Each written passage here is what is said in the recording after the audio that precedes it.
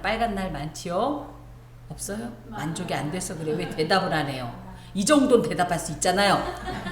빨간 날 많죠? 근데 이 빨간 날 중에서도 제일 긴 빨간 날은 구정, 그죠? 옛날로 말하자면 구정, 설날과 추석 아니겠습니까? 그것처럼 6월절도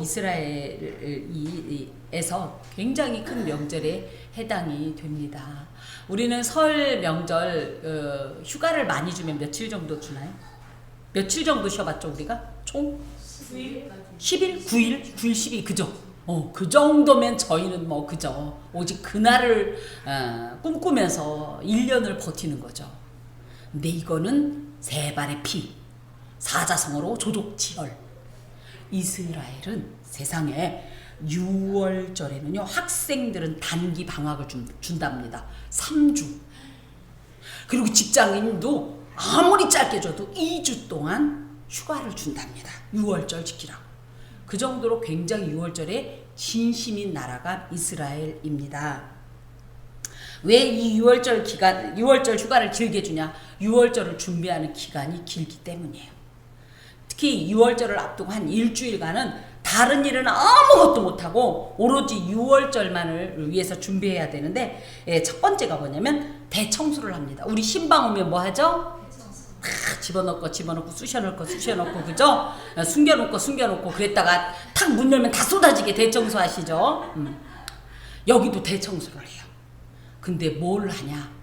누룩을 제거하는 대청소를 합니다. 왜냐? 6월절 하면 무교병, 발효되지 않은 이 떡인 무교병이 굉장히 의미가 있기 때문에 누룩을 제거하기 위해서 밤낮으로, 특히 고대 이스라엘은 창문이 없는 게 특징입니다. 집에 창문이 없으니까 어떻게 세? 어두컴컴합니다. 그나마 환기통으로 요만한 게 하나 있습니다. 왜 그러냐면 그 당시에 강도도 많고 외부에서 그러니까 전쟁도 자주 일어나고, 그죠? 그러니까 도둑도 들어오고, 그러니까 이 창문이라도 있으면 이 창문을 통해 들어올까봐 창문을 내지 않았어요. 그리고 문 하나만 유일하게 출입문입니다. 그래서 이걸 가지고도 이제 설교 한 편이 나오는데, 어찌되었든지 그러다 보니까 집이 어두컴컴해요. 그러니까 누룩이 어디 있는지 몰라요. 특히 누룩 그러면 실제로 저희는 어떤 효모나 이런 것만 생각하는데 빵 과자에도 다 뭐가 들었다? 누룩이 들었잖아요. 그래서 그 과자 한 톨이라도 남을까봐, 빵 한 조각이라도 어디 숨겨있을까봐 빗자루로 쓸어가면서 청소를 합니다. 여러분 10드라크마 비유 아시죠? 이게 누구는 6월절 준비하다가 드라크마 찾았다 이렇게 얘기할 정도로. 그래서 그때 우리 웬만큼 신방 온다고 해서 농 다 저기 배치하고 재배치하고 이런 거 안 하잖아요. 냉장고 막 베란다에다 놨다 막 어디다 놨다 안 하잖아요. 근데 이스라엘은 그 정도. 정말 이 가구를 다 끄집어내서 거기서 이 누룩 한 요 톨이라도 다 끄집어내는 이 작업을 합니다. 그때 뭘 하냐? 가구를 다시 한번 재구매를 합니다. 그래서 이제 일설에 의하면 이스라엘에서 그 유학하던 이 젊은 청년들이 자기 가구가 없잖아요. 6월절만 기다리면 돼요. 왜? 이사 가면 웬만한 거 버리고 가죠. 그것처럼 6월절쯤 되면 막 집에서 농이며 막 못 쓰는 거 다 내는데, 못 쓰는 게 아니지.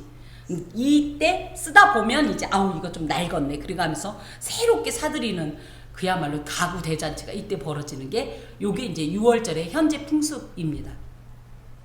이제 그리고 나서 뭘 하냐면 성전에 올라가는 길을 보수해요.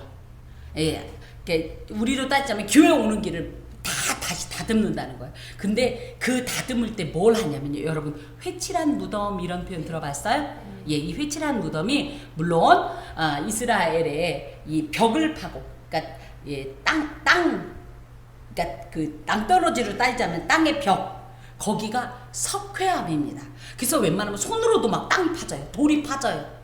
그런 곳을 뚫어서 무덤을 만드는 거예요. 그러면 생각하죠. 야, 그러면 금방 무너지지 않겠나. 놀라운 건 이 석회암은요, 이 처음엔 연질이에요. 막 파나요. 그럼 얘가 바람이 불면 딱딱해져요.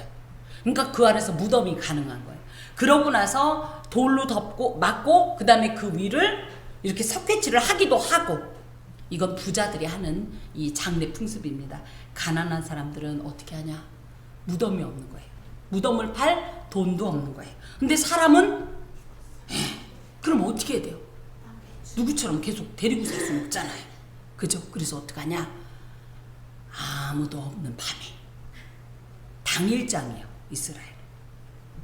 아무도 없는 밤에. 땅이 없으니까 어디로? 길에다가 대충 묶고서 흙만 대충 뿌려놓습니다. 그렇다고 진짜 흙만 뿌린 건 아니죠. 진짜 얕게 묻을 수밖에 없어요. 근데 이렇게 얕게 묻은 게 비 오고 사람들이 밟고 이러다 보면 이제 어느 날 길 가다 보니까 사람 손가락이 탁 이렇게 나오는 거죠.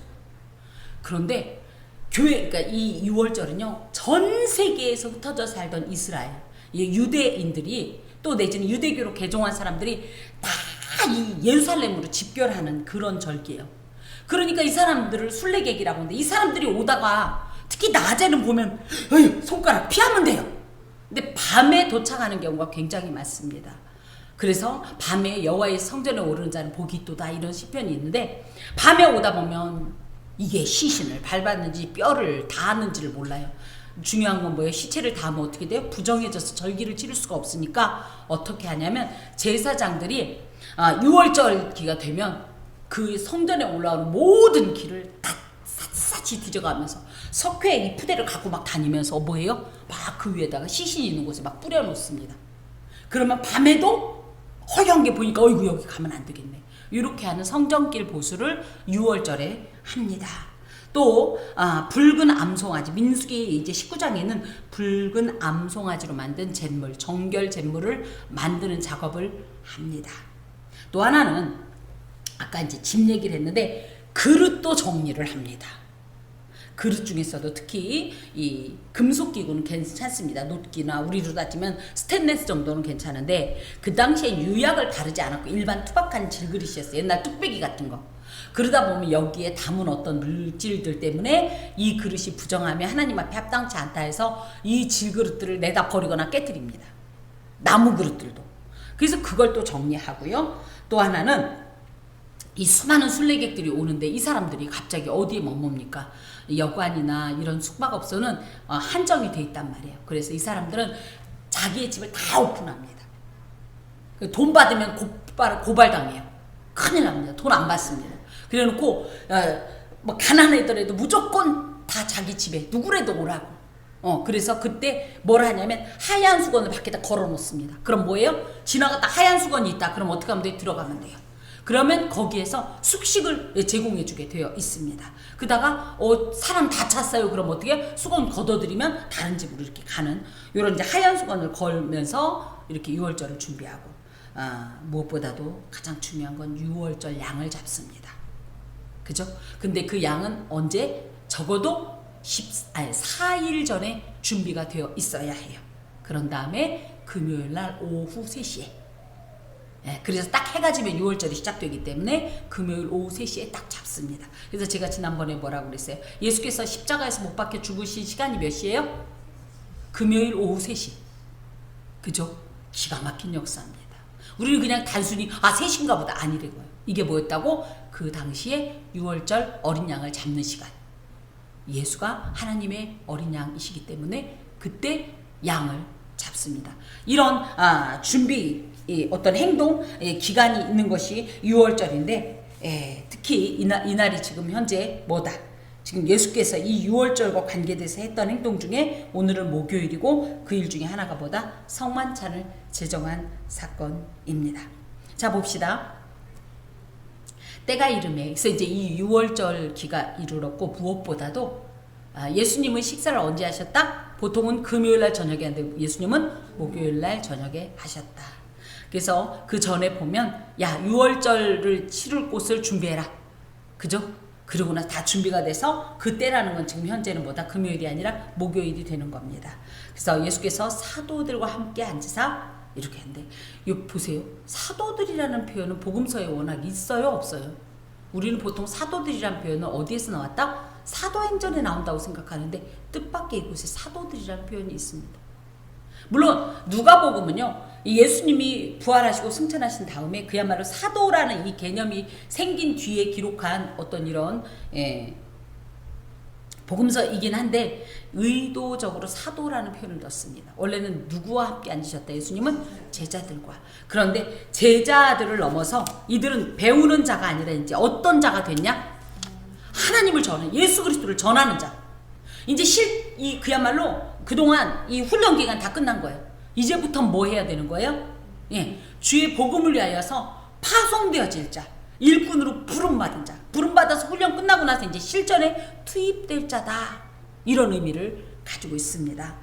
그 다음에 앉았다라는 표현에는요, 우리는 앉았다 하면 그냥 이렇게 앉잖아요, 그죠? 옛날엔 앞바다리 뭐 무릎 꿇고 이렇게 앉았는데, 이스라엘에서 앉는다라는 표현은 뭐냐면 눕는다라는 표현입니다. 밥을 먹으려면 우리는 어떻게 먹었어요? 저도 어렸을 때 한번 누워서 먹으려고 그랬더니 등짝 스매싱을 당했던 기억이 나요. 누워서 먹고 싶어요, 저도. 그래서 제가 잘못 태어난 것 같아요. 이스라엘에서 태어났으면 밥을 누워서 먹을 수가 있는데, 우리나라에서 태어나서 앉아서 먹어야 되는데, 자, 앉았다라는 것은 비스듬히 누웠다. 그래서 좀 한번 보여줄까요? 이거를 이제 우리는 보통 레오나르도 다빈치의 최후의 만찬이라고 하는데, 이 그림은 잘못됐다. 현재 이 그림은 사용하지 않습니다. 요런 식으로 이 테이블이 이제 디귿자나 내지는 기역자 테이블로 이렇게 되어 있었고요. 그 다음에 보면 비스듬히 누웠죠. 그래서 자, 우리로서는 상상도 못하지만 베개나 쿠션을 이렇게 대고 이러고 누워서 상에다가 이렇게 밥을 먹는 요런 모습입니다. 자, 앉아서 이르시되 내가 고난받기 전에 너희와 함께 이 유월절 먹기를 원하였노라. 예수님께서 고난은 언제 받으신다? 내일 받으신다. 그 직전에 너희와 함께 밥 한 번 꼭 먹고 싶었다. 왜요? 예수님은 돌아가실 거니까. 그리고 제자들을 다시 만날 수 있다 없다? 있긴 하죠, 나중에. 그죠? 하지만 이 중에서 만나지 않는 자가 있다. 누구? 예수님은 그동안 3년 동안 수고한 제자들을 위로하시고 격려를 주시기 위해서, 교제하시기 위해서 이 마지막 식사를 너무너무 원했다. 너무너무 이 시간을 가지려고 내가 힘썼다, 노력했다, 이런 뜻을 갖고 있어요. 또 왜 이 6월절을 같이 이 6월절 식사를 하고 싶었냐면요, 예수께서 곧 죽으실 거기 때문에 당신의 고난과 죽음이 갖는 중요한 의미에 대해서 신학적으로, 구속사적으로 어떤 의미를 가지고 있는지를 교훈하고 싶어서 이 시간을 마련하셨다는 거예요. 즉, 이 6월절 식사는 단순히 출애굽 사건을 기념하는 식사가 더 이상 아닌 거예요. 이제 6월절 식사는 뭐냐? 전 인류를 구원하기 위해 예수께서 당하게 될 십자가의 고난과 죽음의 상징이고, 그로 인하여서 우리에게 임하는 부활과 소망의 상징이라는 것을 가르쳐 주시기 위해서입니다. 또 왜 이 6월절을 먹기를 원했느냐? 성만찬을 제정하기 위해서. 우리가 지금 알고 있는 이 성찬을 제정하기 위해서. 그리고 마지막으로 방금 사도들이라는 표현을 이제 통해서 한 것처럼 너희들은 이제 그야말로 하산하도록 하여라. 산 위에서 나와 머물던 시간은 이제 종료됐다, 완성됐다. 너희들은 이제 이 받은 그대로 가르쳐라, 증거해라, 전파해라, 치유해라, 선포해라. 지금 이런 제자들의 파송식과도 같은 시간입니다. 그것을 위해서 예수님께서는 6월절 먹기를 원하셨다. 그러면서 말씀하시길 내가 너희에게 이루느니 이 6월절이 하나님의 나라에서 이루기까지 다시 먹지 아니하리라. 이건 뭐예요? 첫 번째, 당신은 곧 죽으실 것이다. 그래서 이 땅에서 6월절 식사는 더 이상 없다. 또 두 번째는 뭐예요? 이제 이런 식의 6월절 식사는 필요 없다, 이런 뜻이에요. 즉 예수께서 6월절을 완성하실 것이다. 그래서 구약의 6월절 의미는 이제 폐지가 되었고, 신약적으로는 성만찬으로 대체된다. 이 성만찬이라는 게 뭡니까? 유대인의 구원의 상징인 6월절 만찬이 아니라 예수 그리스도의 십자가의 고난을 믿어 대속함을 받은 모든 사람들은 이제 누구다? 구원받은 자로서 하나님과 예수 안에서 하나님과 연합된 자들이다. 하나님과 교제할 수 있는 자다, 구원의 은혜를 누리는 자다, 성령의 인도함을 받는 자다라는 어떤 이런 확신에 찬 이 성만찬을 통하여서 6월절이 더 이상 그림자가 아니다. 그간 구약에 생겼던 모든 것, 짐승 제물을 잡아서 그야말로 이 6월절을 치렀던 건 하나의 그림자였다. 근데 진짜가 나타났다. 진짜 6월절 양이 진짜 죽고, 그래서 그 피를 온 몸과 영혼과 이 모든 육체는 아니겠지만 다 바른 이들에게, 삶에 바른 이들에게는 어떤 역사가 있다? 구원의 역사가 있다. 또 하나님의 놀라운 이 영접의 역사가 있다. 그리고 그것을 통해서 하나님과 교제하고 영원히 아름다운 그 천국을 소망할 수 있는 이런 역사가 있다라는 것을 이 말씀하시고, 마지막으로 뭐냐면, 하지만 이 땅에서 제 아무리 6월절에 이 성만찬을 한다 할지라도, 6월절 그러니까 대치한 이 성만찬을 이행한다 할지라도 하늘나라에서의 비로소 완성이 될 거다. 왜? 구약에서도 6월절 제사를 지내고 나서 곧바로 가서 죄 지었고, 지금도 우리는 성만찬을 하고 눈물 콧물 다 빼고 돌아서자마자 갑자기 승질이 나서 죄 짓고, 그죠? 그런데 이 6월절의 완성은 뭐다? 예수께서 완성하신 이 완성은 궁극적으로는 하나님 나라에서 완성될 거다. 아멘. 지금 이 말씀을 하고 계십니다. 그러면서 이에 잔을 받으사 감사기도 하시고 이르시되 이것을 갖다가 너희끼리 나누라, 이렇게 하시는데, 자, 이 성만찬 제정 사건은요 굉장히 중요하기 때문에 4개의 복음서에 다 기록이 되어 있습니다. 그런데 성만찬, 그러니까 지금 6월절 식사, 그러니까 성만찬이라고 얘기하는 이 마지막 만찬만 있었던 것 같지만, 요한복음 13장에 보면 처음에 이 밥을 먹기 전에 예수께서 뭘 하셨냐면 허리에 수건을 띠고 뭘 하셨다? 세족식을 하셨어요. 제자들의 발을 다 씻어주시면서 가장 사랑하면서. 그리고 뭐예요?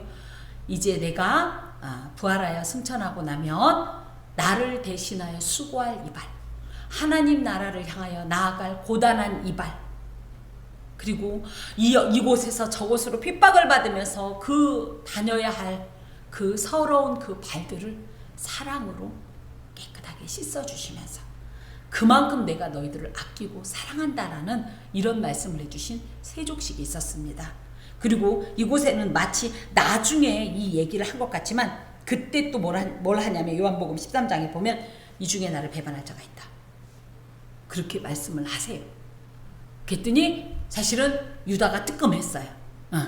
그래서 이제 성만찬을 막 이제 그야말로 식사를 막 하려고 할 때 유다가 갑자기 슬그머니 그 자리를 떠납니다.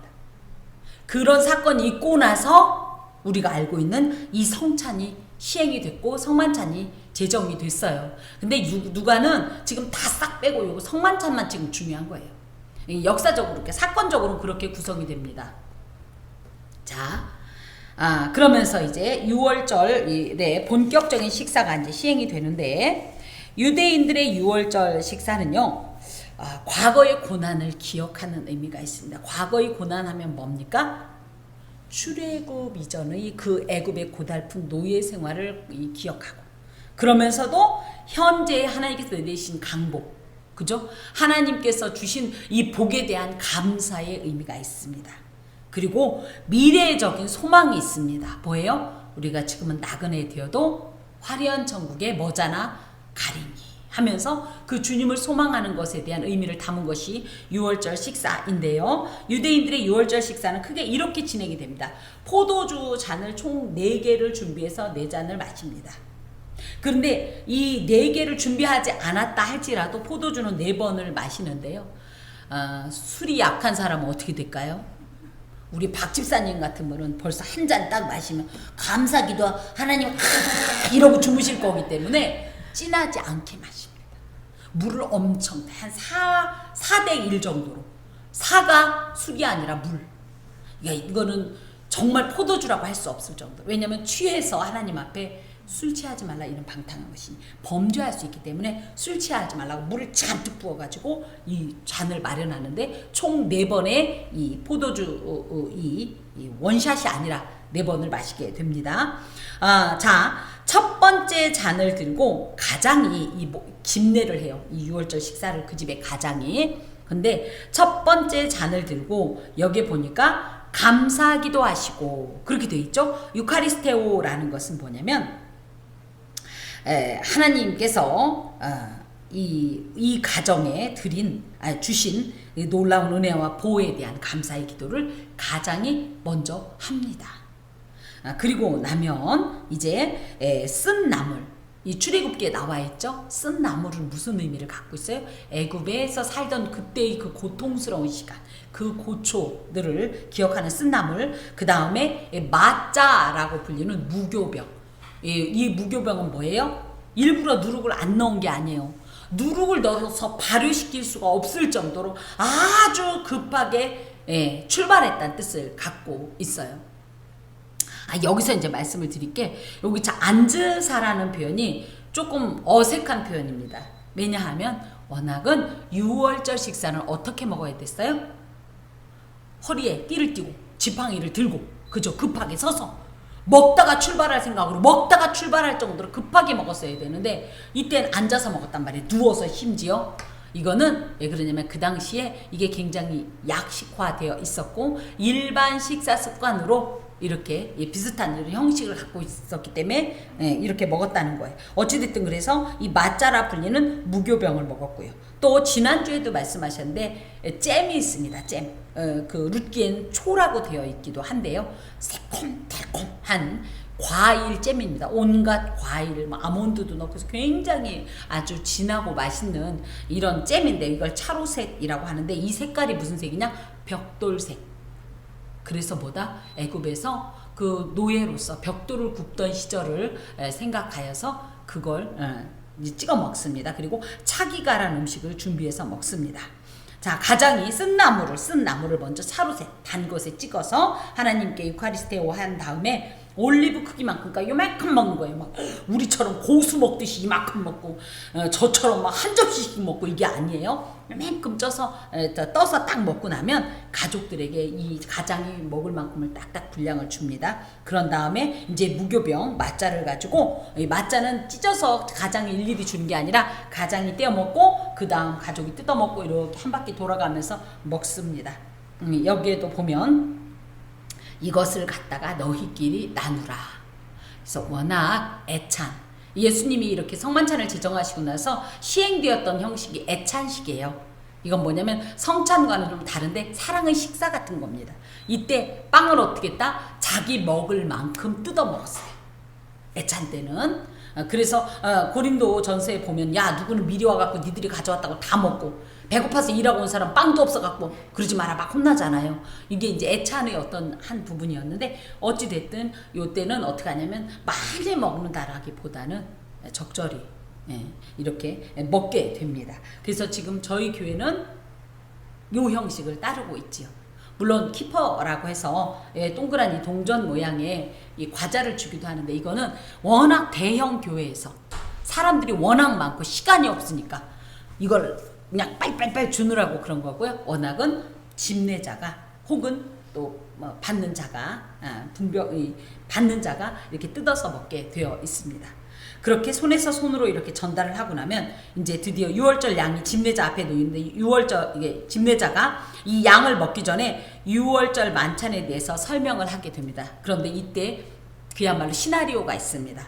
그 중에서 제일 막내가 이렇게 얘기해야 돼요. 아빠, 이 유월절 식사는 왜 하는 거예요? 이렇게 넌 질문해. 이렇게 얘기해 놔요. 그럼 얘가 이제 자기 순서가 되면 그러면 이제 아빠, 이 유월절 식사는 왜 하는 거예요? 이렇게 얘기를 하면 아빠가 그건 말이다. 우리 아가가 그게 궁금했구나. 그건 말이다. 이러면서 유월절 이 배경에 대해서 쭉 얘기를 하게 됩니다. 그러면서 이제 두 번째 이 포도주를 마시게 됐어요. 그럴 때에 찬송시인 할렐 시편 중에 시편 113편, 114편의 첫 부분을 부른 다음에 무교병과 쓴나물을 차로셋 잼에 찍어서 먹었고 그 다음에 차기가를 먹고 유월절을 먹었습니다. 식사가 끝날 무렵엔 가장이 축복기도를 하고 세 번째 잔, 그게 바로 20절에 있는 저녁 먹은 후에 잔도 그와 같이 하여. 그죠? 여기에는 총 몇 번의 잔이 있어요? 두 번의 잔이 있죠. 그래서 17절은 첫 번째 잔이고요. 저녁 먹은 후에 하는 이 잔은 세 번째 잔입니다. 그리고 나면 이제 마지막 잔을 한 번 더 나누고 식사는 끝나게 되어 있습니다. 이런 식사인데요. 이것을 이제 예수님께서는 어떻게 무엇으로 바꿨냐 했더니 뭐다? 성만찬으로 바꾼 거예요. 이건 단순한 유월절 식사였는데 이걸 이제부터 뭐다? 그동안은 유월절 식사를 뭘로 했다? 진짜 양을 잡아서 했는데 이제 그러지 마라. 그러면서 떡과 포도주를 가지고 성찬을 하는 식으로 새로운 어떤 성만찬을 예수께서 제정하시게 됩니다. 자, 18절에 내가 너희에게 이르노니 내가 이제부터 하나님 나라가 임할 때까지 포도나무에서 난 것을 다시 맞으시지 아니하리라. 이게 16절에도 있는 말씀이에요. 그러면서 다시 한번 당신의 죽으심, 그리고 당신께서 유월절을 완성하신, 그리고 세 번째 이제 궁극적인 유월절 식사는 천국에서 완성될 거라는 것을 다시 한번 교훈하십니다. 그리고 나서 떡을 가져 감사 기도하시고 떼어 그들에게 주시며 이르되 이것은 너희를 위하여 주는 내 몸이니라. 너희가 이를 행하여 나를 기념하라 하시고, 그래서 이 성만찬은 그냥 단순한 식사가 아니라 뭐다? 이제 실제로 예수의 피를 찢겨진 그 살을 먹음으로 해서 이제 전혀 새로운 신분, 하나님과의 새로운 관계, 새로운 존재로 리크리에이션, 재창조되어지는 거다라는 말씀을 해 주십니다. 여러분, 성찬을 우리는 어떻게 생각하고 계십니까? 그냥 하나의 그죠? 행사? 사실은 이 말씀을 받고 나서 저도 이 말씀을 이제 진지하게 받고 나서는 그런 기도를 합니다. 주님, 나의 모든 살은 죄를 짓기에 쉽고 빠르고 용감합니다. 그러니 나의 모든 육신을 예수의 것으로 대체시키셔서 새롭게 하셔서 더 이상 죄를 가까이 하지 않고 죄 짓는데 용감하지 않고 하나님만 사랑하는 존재가 되게 해주십시오. 이런 기도를 합니다. 이게 이제 성찬의 굉장히 중요한 어떤 기능인데요. 이것을 통하여서 죄인들을 위하여 십자가에서 죄 없는 자기 몸을 대신 찢기심으로써 속죄를 이룰 것이니 그 정결한, 그 완전한 의를 가지신 예수를 영접하라. 특히 이거는 누구를 위하여 주는 거다? 너희를 위하여 주는 거다. 너희를 위하여 for. 그죠? 휘페르라고 하는데 이건 너희를 위하여, 내일은 너희를 향한 나의 속죄의 희생이다. 나의 찢김이다. 이걸 강조하고 있습니다. 그러니 너희는 어떻게 해라? 이것을 행하여라. 행하라는 말은요, 포이에오라는 말로 계속 반복적으로, 주기적으로 계속 지키다. 이것을 계속 행해라. 이런 의미입니다. 왜 그러냐? 나를 기념하기 위해서다. 기념한다라는 말은 아남네시스라는 말로 기억하라는 의미를 갖고 있어요. 이것을 행하면 어떻게 된다? 저절로 예수 그리스도의 속죄의 희생이 기억이 날 거니까 그걸 잊지 말라는 뜻이에요. 그걸 잊지 않아야 진정한 유월절의 이 효력을 너희가 누릴 수 있기 때문이다. 이겁니다. 성만찬은 사실은 기독교에서 세례와 함께 가장 중요한 이 기독교의 예식입니다. 기독교의 예식하면 사실은 성예라고 얘기합니다. 성예가 뭐냐? 성찬 플러스 세례 해서 성예 이렇게 얘기를 하는데요. 세례는 1년 평생 한 번만 받으면 되지만 성찬은 어떻게 해요? 무수히 반복되어야 해요. 보통 일반적으로 교회에서 성찬을 언제 하죠? 부활절, 성탄절, 뭐 성령 강림절, 또 승회주일, 메시지를 가지려면 갖겠지만 전반적으로는 한 이 분기별로 한 4번 정도 합니다. 일반적으로 이제 소위 말하는 대형 교회에서는. 근데 워낙은 어떻게 써야 되냐면요, 매주 했어야 해요. 기독교의 두 개의 큰 기둥, 그럼 뭐냐면 성례와 설교입니다. 예배가 있으면 반드시 뭐가 있었어야 된다? 이 성찬이 있었어야 돼. 세례는 매주 있을 수는 없으니까. 그런데 칼빈이 설교자였기 때문에 설교를 너무 크게 키워놓고 성찬을 줄여놨어요. 늘 말씀드리지만 여기에 이유 없이 있는 이 대는 뭘까? 이 상은 여기다가 저기 뭐 장식하라고 놓은 걸까요? 그래서 이게 조금 사실은 저희는 구조상 어쩔 수 없이 밀어넣었지만 잘못된 겁니다. 여긴 뭐예요? 설교단. 여기는 예, 성례단이기 때문에 얘가 원래 대형교회에서 신학적으로 예배학을 제대로 하신 분은 어떻게 했냐면 얘랑 얘가 나란히 있어야 해요. 그리고 여기에 세례반이라고 그래서 언제든지 예수를 믿기로 작정하였고 그가 교육이 됐으면 딱히 무슨 날 정하지 않고요. 그 자리에서 그날 세례를 줄 수 있도록 물을 담은 세례반이 있습니다. 예, 그런 것들이 이제 여기에 있어서 함께 있었어야 돼. 이게 교회에 굉장히 중요한 두 개의 기둥인데 현재적으로 많은 이들이 성찬을 좀 많이 그저 축소시켜놨죠. 제가 개척훈련을 함께 받은 그 목사님 중에 한 분이 그런 어떤 곳에 크게 어떤 감동을 받았는지 교회 이름을 뭐라고 했냐면 성찬교회 이렇게 해놨습니다. 이 성찬교회는 뭐예요? 그래서 매주 성찬이 있습니다. 이 정도로 성찬은 굉장히 중요한데 저희가 많이 이것을 축소시켜 놓은 것이 사실입니다. 저희도 할 수만 있으면 이 성찬을 자주 하고 싶은데 참 시간적으로 저도 방금 그걸 놓고 기도했습니다. 하나님, 제가 한 주간을 살면서 하나님 앞에 무엇보다도 인색했던 건 시간입니다. 내 삶을 위해서 지극히 분주했습니다. 정말 잘 시간도 없이 눈을 붙일 시간도 없이 피곤했지만 내가 과연 당신과 함께 한 시간은 얼마나 됩니까? 그곳에 내가 가슴을 치는 거지. 30일로 기준을 했더니 그럼 30일 중에 시간은 11조 그럼 뭐예요? 3일이라고 할 때 3일 72시간을 하나님하고 온전히 우리가 동행하였고 하나님께 드렸는가? 아무리 예배 시간을 한 달을 따져봐도 72시간이 안 나와요. 나머지 시간은. 근데 예배는 제껴놓고라고 하면 더 이상 또 할 말도 없는 거예요. 근데 우리가 가만히 보면요. 여러분 혹시 보세요. 내가 유튜브 한 시간은 하루에 얼마나 될까요? 일주일에 얼마나 돼요? 요즘은 얼마나 기기들이 친절한지. 그죠? 너 유튜브 일주일 동안 이만큼 했어. 그거 나와요 안 나와요? 나와요 안 나와요? 안 나온 척 하는 거죠. 지금 나와요. 저 봤어요. 다 나와요. 물론 필요해서 볼 수도 있습니다. 계속 찬양을 듣고 들을 수도 있어요. 그런데 대부분이 보면 뭐예요? 연예인 얘기. 그죠? 뭐 재밌는 거 막 계속 보고. 저는 뭘 봤다? 사건 파일 24시 막 이런 거 보고. 그런 거에는 시간을 보낼 수 있는데 하나님하고 동행하는 시간은 너무 인색한 거예요.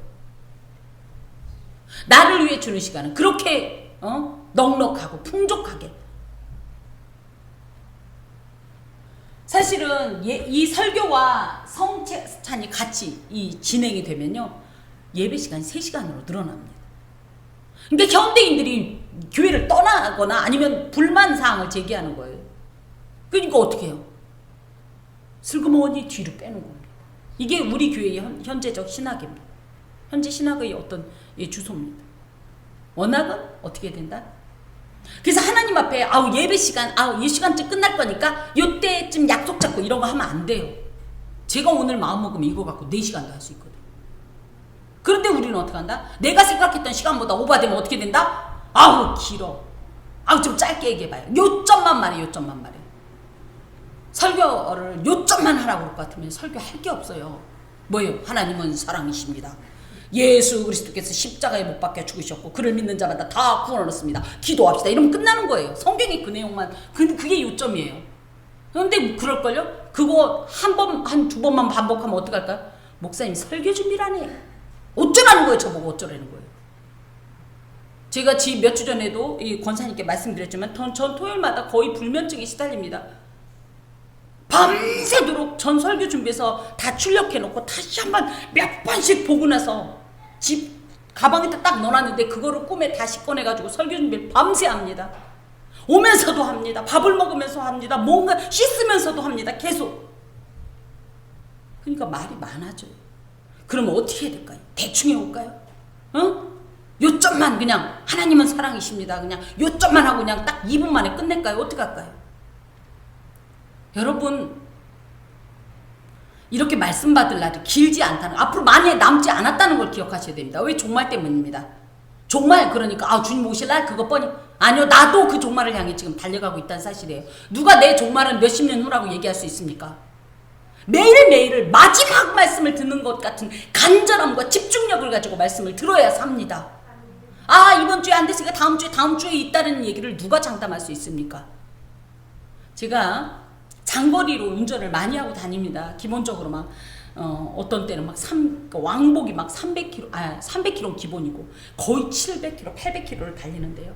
그런 날마다 기도합니다. 하나님, 어쩌면 저는 길 중에 주님 나라에 갈 수도 있겠습니다. 전 진짜 기도합니다. 그래서 운전할 때마다 뭐 합니까? 더 집중해서 찬송을 부르려고 하고 밀린 기도를 막 불이 나게 합니다. 너 왜 기도의 사명 감당 못했니? 그럴까봐 여러분 이름 하나하나 불러가면서 올 때도 기도합니다. 일하면서도 기도합니다. 왜? 밀릴까봐 숙제가. 목사한테는요, 성도들 위한 기도도요, 숙제예요. 죄송해요. 또 찬송 밀릴까봐. Jesus is loves him 막 이런 영어 나오면 him 막 이래가면서 하여튼 뭐 있어요. 이래가면서라도 막 왜요? 아무도 나의 종말의 시간을 장담할 수 없기 때문입니다. 그런데 그 시간조차 다 나를 위해 쓰면 나중에 하나님 앞에 가서 우리는 뭐 어떡하면 좋아요. 그래서 교회가 성찬을 포기한 것이 저희 교회도 어쩔 수 없어서 성찬이 포기됐지만 너무너무 죄스럽고 가슴이 아픕니다. 그런데 진짜 성찬이 회복돼야 됩니다. 그런 의미에서 당장 다음 주부터 매주 우리 성찬을 해야 되나. 하여튼 기도해 봅시다. 어찌됐든 이렇게 합니다. 특별히 성찬은 계속 반복하면서 어떤 일을 하냐면 예수의 희생을 먼저 생각합니다. 예수의 죽으심. 그리고 이 성찬을 통하여서 어떻게 된다? 아까도 말씀드렸듯이 내 살이 예수의 살과 만납니다. 내 피가 예수의 피와 만납니다. 그래서 어떻게 돼요? 내가 하나님 안에서 재창조가 됩니다. 그러면서 예수와 연합하여서 그러면서 어떻게 이제 내가 아닌 예수의 사람으로 살게 하는 하나님의 일을 감당하는 이런 일꾼으로 거듭나게 하는 기능이 성찬입니다. 그러므로 이것을 어떻게 해라? 계속적으로 행해라. 반복적으로, 주기적으로, 자주 포이에오. 그리고 아남네시스 계속 기억해라. 내가 설령 성찬을 안 하더라도 오늘 성찬을 받을 때의 그 경건한 마음으로 말씀을 받고 예배를 드려라. 그래서 하나님을 기억해라. 예수의 희생을 기억해라. 그리고 그분과 교제하고 그분과 연합해라. 이렇게 말씀하십니다. 왜? 나를 잊지 말아요. Don't forget me. 이게 아니라 뭐예요? 그래야 니들이 산다. 여러분, 하나님께서 하나님을 위해서 주신 교훈은 없습니다. 하나님은 따로 무슨 교훈이 필요하거나 그런 분이 아니에요. 그럼 이런 가르침을 왜 줬냐? 너를 위해 주셨습니다. 나를 위해 주셨습니다. 그래야 사니까. 그래야 온전해지니까. 저녁 먹은 후에 잔도 그와 같이 하여 이르시되 이자는 내 피로 세우는 새 언약이니 곧 너희를 위하여 붓는 것이다. 붓는다라는 말은 술을 붓는다. 그리고 뭐예요? 이 원어 속에는요, 쏟는다라는 뜻이 있습니다. 그래서 뭐예요? 성찬, 이 6월절 식사가 그동안은 뭐예요? 무교병 떡과, 그죠? 또 뭐예요? 포도주로 했다면 이제는 예수께서 친히 마련하신 예수의 살로, 예수의 피로 완성을 하신다는 말씀이에요. 특히 이것은 새 언약이다. 카이네 디아케라는 말은 그동안은 없었던 전혀 새로운 형태, 최근에 만들어진 형태, 종류 이런 뜻입니다. 이걸 뭘로 만들었냐? 내 피로 세웠다. 그가는 짐승의 피로써 하나님의 용서를 구하는 방법이 있었습니다. 이게 언약이었어요. 이게 구약의 언약이었어요. 왜냐하면 피 흘림 없이는 죄에 대한 하나님의 공의가 만족될 수 없기 때문이에요. 하지만 이제 이미 체결되었던 이 언약은 늘 불완전해요. 죄 짓고 나서 돌이키면 어떻게 돼요? 6월절 어린 양의 피로 내가 이제 죄 씻음을 받았어요. 구약에. 그런데 이게 얼마나 갈까요? 효력이. 하루? 와우. 그럼 우리 권사님 바로. 저도 그런 것 같아요. 그죠? 그러니까 어떻게 돼? 한 발짝도 안 걸었는데 예를 들어 이런 거예요. 6월절 이 양을 잡았어요. 그래서 이 죄 용서를 받았어요. 그리고 돌이키는데 하필이면 여기에 양 새끼가 죽으면서 똥을 쌌네. 그럼 어떻게 할 거예요? 에이씨, 아우 주여, 또 죽여, 또 죽여. 이게 이 구약 짐승제물의 불완전성이에요. 희생 효력이 너무 짧아요. 그래서 어떻게 했다? 완전한 하나님께서 준비하신 제물이신 예수 그리스도의 피로 이렇게 하나님의 새로운 언약이 지금 제정이 되는 겁니다. 특별히 이 죄 씻음을 통하여서 죄로부터 완전한 자유를 누려야 되는데 날마다 죄가 더 떠올라. 예배를 드릴수록 죄가 더 떠올라.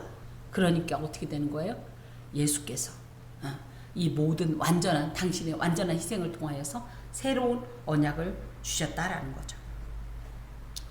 자, 그런데 이런 말씀을 하시다가 갑자기 그러나 분위기가 어때요? 지금 엄청 은혜스럽고 감동적이고 무슨 피로 붓는다고는 하는데 이 제자들은 아직도 감을 못 잡았어요. 나중에 보면. 왜냐면 야 니들 중에 누가 넘버1 할래? 넘버2 할래? 이거 하고 있으니까.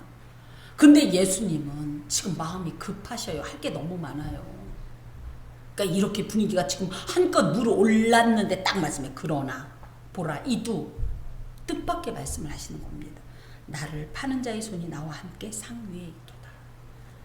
자, 여기는 이렇게 바닥에 깔은 거로 되어 있지만 그저는 상이었죠. 근데 이제 같은 말이에요.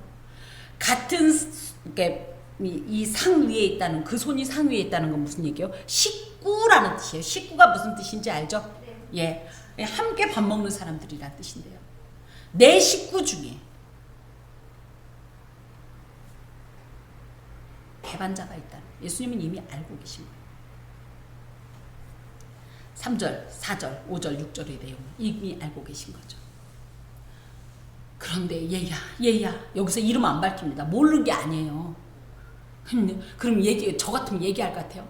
저기 성은 K고 끝은 난초를 안에다가 가운데는 제자 부른 그 누구라고 말할 수는 없지만 저는 이렇게도 하고 싶은데 예수님은 한 말도 안 하셔요. 그래놓고 뭐라고 그래? 얘야 인자는 나는 이미 작정된 자대로 가거니와 나는 어차피 죽으려고 왔단다. 나는 하나님의 양으로 왔단다. 유월절 양으로 왔기 때문에 죽을 거야. 하지만 왜 하필이면 너니? 그를 파는 그 사람에게는 화가 있으리로다. 너 이거 하면 저주받아. 하면 안 돼 얘야. 이제라도 돌이키려. 이런 간절한 마음을 담아서 이름을 밝히지 않아요. 그런데 많은 사람들이 이 말씀을 듣고 보면 그러면 성만찬을 원래 요한복음엔 성찬을 제정하기 전에 유다가 나갔다 오는데 이때 그럼 같이 있었던 거야. 이게 중요한 건 아니에요. 어찌됐든 예수께서는 끝까지 요한복음 15장의 뜻이 끝까지 사랑하셨어요. 그 끝까지라는 게 뭐야? 죽기까지. 내가 죽는 그 순간까지. 또 뭐예요? 시간적인 의미도 있습니다. 또 뭐예요? 관계적으로. 저 왼수는 내쳐도 되는데도 그 왼수까지 끌어안으면서 끝까지 사랑하신 이 모범으로 얘야 제발 마귀의 도구로 쓰이면 안 된단다. 돌이키려. 회개하려. 이제라도 늦지 않았어. 나는 어차피 작정된 대로 하나님의 이 어떤 계획대로 갈 거야. 하지만 그 도구로 쓰이지 마라. 얘야 이런 간절한 마음을 담아서 다시 한번 말씀을 주세요. 그런데 서로 간에 아무도 몰라요. 듣는 귀만 그 귀만 찔릴 뿐이에요. 찔릴 것도 아니에요. 왜냐면 내가 이 떡을 주는 사람이 너다. 그러고 예수님께서 직접 그 떡을 딱 주잖아요. 그랬더니 유다가 그거 받고 나가버리잖아요.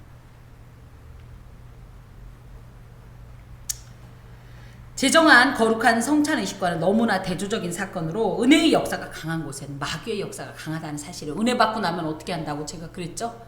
은혜 많이 받은 날은 특히 조심해야 돼요. 말을 참아야 돼요. 눈을 키면 안 돼요. 은혜를 나 지킬 거. 우리는 은혜를 지키려고 그러면 입을 열지 말아야 돼요.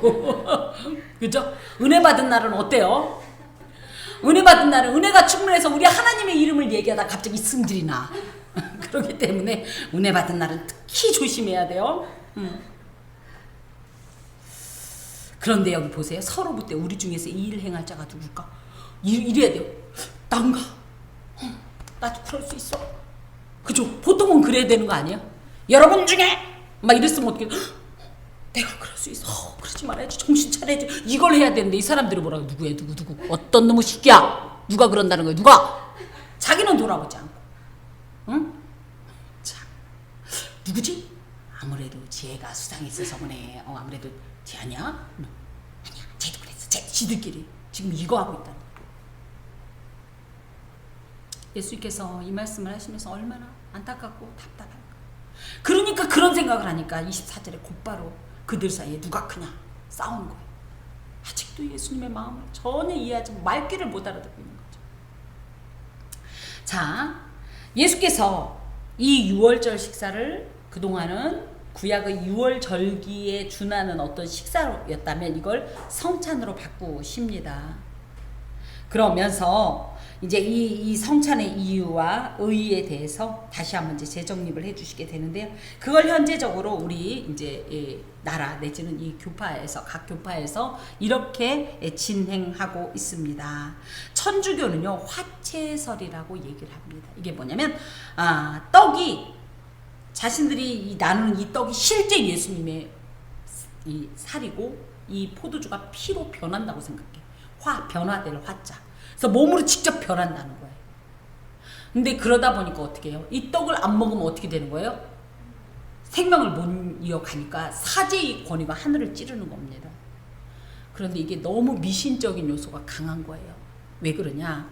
누가 그 복사라고 있어요. 그 사제를 돕는 어린 아이들. 칼 막스, 공산주의 창시자인 칼 막스가 원래는 이 복사 출신이래잖아요. 근데 이 친구가 애기들이니까 이 옆에서 이 떡과 이 잔을 이제 이 보필하는 데 있어서 포도주를 한 방울 흘렸대요. 이건 예수님의 피인데 이 잡것이 이 호로 잡것이 해가면서 그야말로 이 사제가 어마어마한 정죄와 저주를 하는 바람에 이 친구가 오히려 예수님을 가장 대적하는 유물론자의 이 원조인 공산주의자가 됐다라는 이런 일설이 있습니다. 어찌됐든 천주교는 현재도 화채설을 지지합니다. 그리고 나서 이제 마틴 루터는 공제설이라고 해서 뭔 얘기냐면 이런 거예요. 여기서 완전히 벗어나지 못해요. 뭐예요? 화채설은 뭐예요? 지금 가지고 있는 떡과 이 포도주가 싹 다 예수님 거로 변한다. 근데 이 공제설은 아마 그 중에 몇 개쯤은 안 변할 수도 있을걸? 이 말도 안 되는 이런. 그러면서 이 천주교의 화채설을 굉장히 비판하면서도 자신도 거기서 크게 벗어나지 못하고 있고, 우리에게 알려지지 않았지만 쯔빙글리라는 이 신학자가 있습니다. 이 사람은 상징설을 씁니다. 그래서 뭐예요? 이거는 그냥 하나의 그냥 상징일 뿐이야. 이 떡도 포도주도 진짜는 아니야.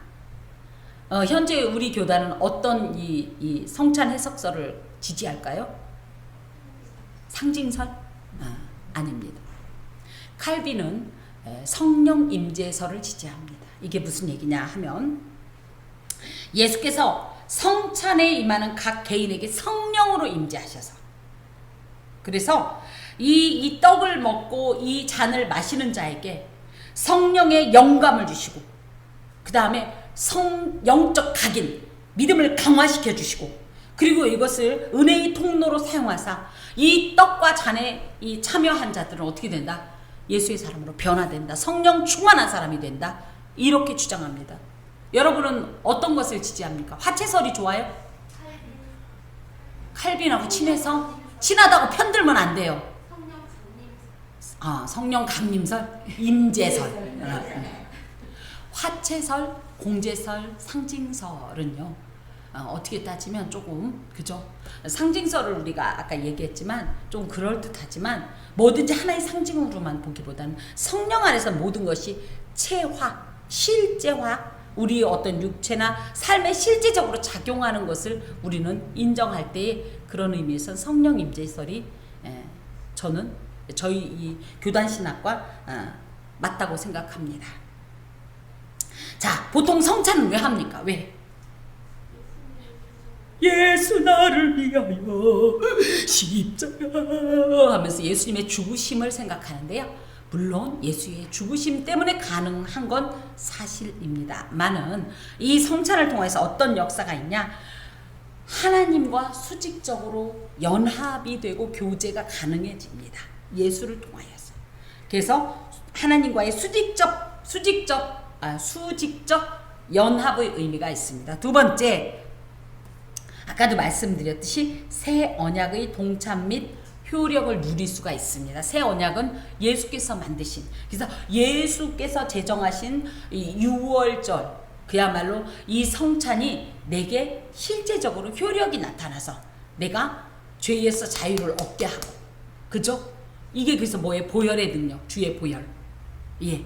그러면서 또 뭐예요? 이 언약에 동참한다는 것은 내가 성찬에 동참함으로 해서 그 모든 효력도 누리고, 나 또한 누군가의 주의 복음을 전함으로 그들을 이 예수의 어떤 복음으로 이렇게 초대할 수 있는 이런 능력까지도 소유할 수 있게 하는 것이 성찬입니다. 세 번째로는요, 우리끼리도 성찬을 함께 나누기 때문에, 자 보세요. 떡이 어떻다고요? 한 덩어리입니다. 이게 뭐예요? 예수의 몸이 한 몸이에요.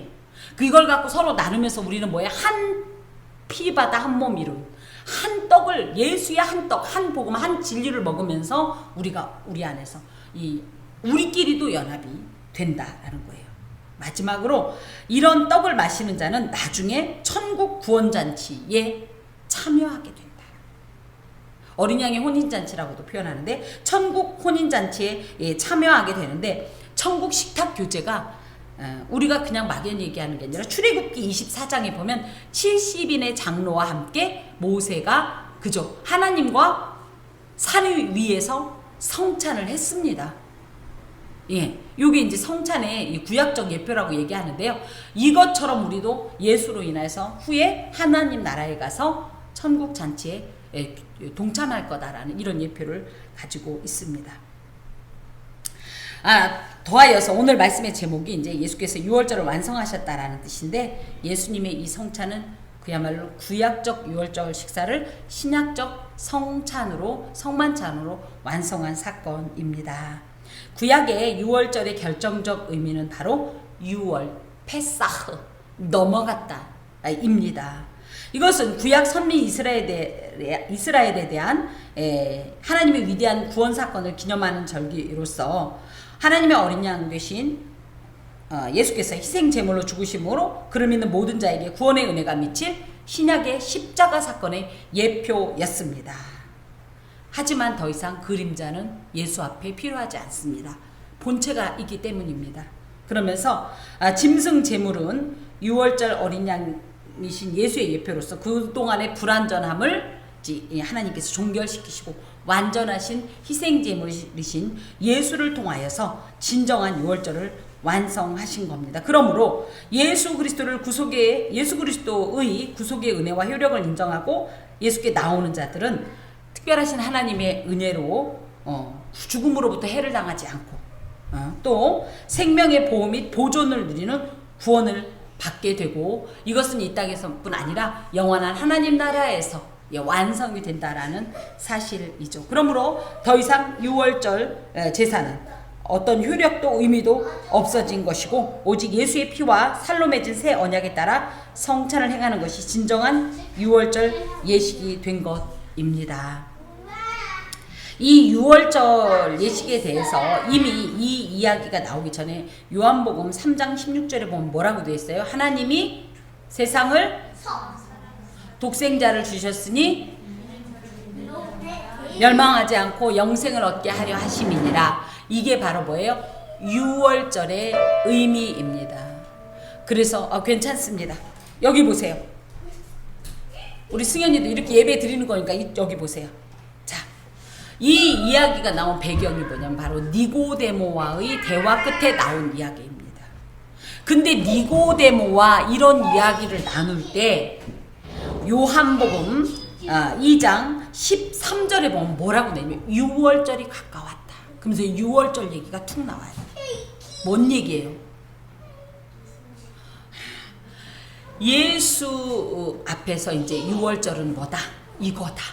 예수를 믿으면 하나님의 어린 양이신 예수를 믿으면 구원을 얻는다는 사실이죠. 또 이거와 유사한 내용이 우리 오병이어로 이제 인식되어지는 요한복음 6장에 있는 이 오병이어 사건인데, 이 사건의 배경에도 또 뭐라고 나오냐면 유월절 얘기가 나옵니다. 그러면서 오병이어를 통해서 주신 교훈이 뭐예요? 난 하늘에서 내리는 생명의 양식, 생명의 떡이다. 이 떡을 먹는 자마다 산다. 그러면서 이 성만찬의 어떤 이 뉘앙스를 계속적으로 풍깁니다. 그리고 드디어 예수께서 십자가의 죽으심으로 이 유월절의 이 완성이, 이 효력이나 이 모든 예식이 완성이 되신 겁니다. 자, 우리는 성찬 그러면 큰일 났다. 이제 이걸 성찬을 해야 되는데 성찬 때는 뒤로 밀어놓고 1년에 한두 번 하는데 어떻게 하면 좋나? 예수의 피를 먹고 살을 먹고 피를 마셔야 되는데 염려하지 않아도 됩니다. 지금 이미 예수의 이름 안에서 드리는 이 예배가 사실은 뭐와 같다? 성찬과 같습니다. 우리의 삶 속에 우리는 얼마든지 다양한 성찬을 경험할 수 있습니다.